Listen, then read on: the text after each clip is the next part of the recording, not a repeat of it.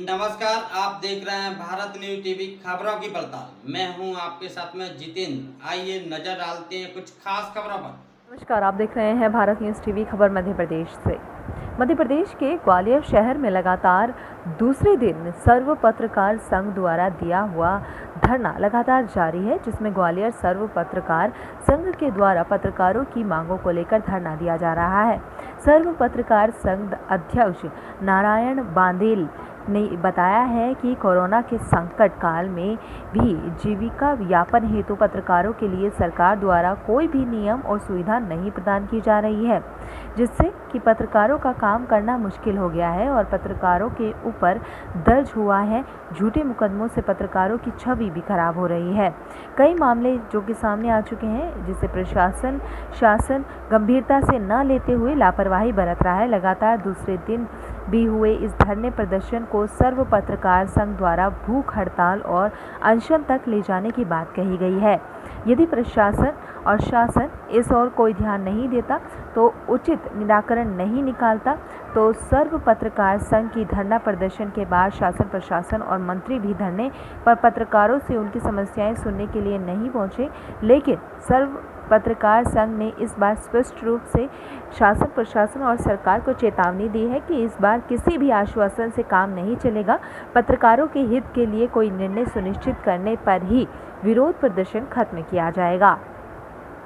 ये थी मध्य प्रदेश ग्वालियर से अनिल शर्मा की रिपोर्ट। आप देखते रहिए भारत न्यूज टीवी। आवश्यकता वर्तमान स्थिति को देखते हुए पड़ रही है कि पत्रकारों को धरना दिया जाए। वर्तमान में संक्रमण काल का दौर चल रहा है। पत्रकारिता को लेकर हर तरफ एक उम्मीदी सी छाई हुई है। सरकारें सो रही हैं, पत्रकार मजबूर हो रहे हैं, नौकरियां जा रही हैं, आय के साधन ख़त्म हो रहे हैं, उनके लिए जीवन यापन के लिए कड़ा संघर्ष हो गया। उस पर भी उन पर लगातार हो रहे मुकदमे दर्ज हो रहे, हमले हो रहे।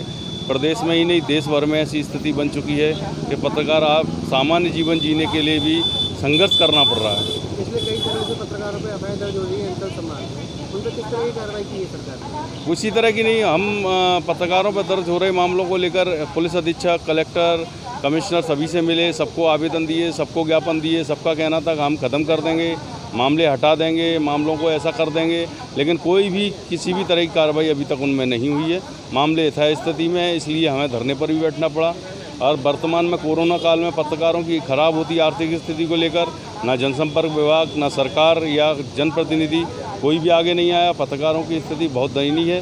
आवाज़ दबाने की साजिश की जा रही है पत्रकारों की आवाज़ दबाने की साजिश तो यही हो रही है, आज से थोड़ी हो रही है, पूरे शुरू से ही हो रही है। देश आज़ादी से लेकर आज तक आवाज़ ही दबाई जा रही है। उनको कहाँ किसी भी जगह कहने को उनको चौथा स्तंभ कहा जाता है, लेकिन कोई भी विधायिका, कार्यपालिका, न्यायपालिका की तरह उनके लिए कोई भी कमिटमेंट, मतलब कोई भी कानून, कोई भी नियम उनके लिए नहीं बनाए गए। किस तरह की न्याय प्रणाली की मांग करते हैं? मैं उनके लिए जीवन यापन के लिए उनको सरकार द्वारा कुछ ऐसा उपाय किया जाए जिससे उनका बेहतरीन जीवन हो सके, उनके परिवार की जिम्मेदारियों का बोझ अच्छे से वहन कर सकें और समाज के लिए वो अपना अच्छे से योगदान दे सकें और भी बेहतर कर सकें, जिससे समाज में या लोकतंत्र को बनाए रखने की उनकी जिम्मेदारी बहुत अच्छी तरह से पूरी हो सके। अभी कितने दिन से बैठे हो? अभी तक कितने लोग यहाँ पे हम अभी हमारा दूसरा दिन है धरने का। इसके बाद हम भूख हड़ताल की ओर जाएंगे। अगर कल तक मांगें पूरी नहीं हुई, कल से हम भूख हड़ताल पर चले जाएंगे। शासन प्रशासन में कितने व्यक्ति आपके पास संपर्क? शासन प्रशासन का ADM साहब कल आए थे, किशोर कर्नल जी, अतिरिक्त पुलिस अधीक्षक तोमर साहब भी आए हुए थे। तो उनका कहना भी है कि इसमें कुछ मांगे शासन स्तर की हम बात कर रहे हैं। उधर ऊर्जा मंत्री भी कल आए हुए थे, उनका भी कहना था कि हम शासन से बात करते हैं, सरकार से काम नहीं चलेगा? नहीं, बिल्कुल नहीं चलेगा। हम तो अनशन तक जाएंगे, जहाँ होगा, यहाँ पे भी धरना होगा तो भोपाल में भी धरना देंगे हम।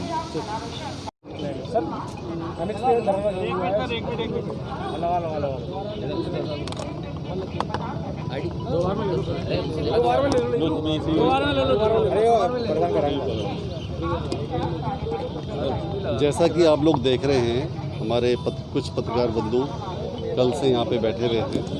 हम लोगों ने इनसे बातचीत भी की थी। इनके कुछ इश्यूज़ हैं, कुछ इश्यूज़ ऐसे हैं जो स्टेट लेवल के हैं, कुछ इश्यूज़ ऐसे हैं जिसमें हम लोग डिस्ट्रिक्ट लेवल पे कार्रवाई कर सकते हैं। तो जैसे इनका एक कहना था कि आजकल कोरोना के कॉन्टेक्स्ट में इनकी आय भी प्रभावित हुई है, तो बैंक से कुछ लोन मिल जाए पात्रता के हिसाब से। तो हमने उस संबंध में 5 तारीख को अपने ऑफिस कलेक्टर कार्यालय में एक कैंप भी रखा हुआ है।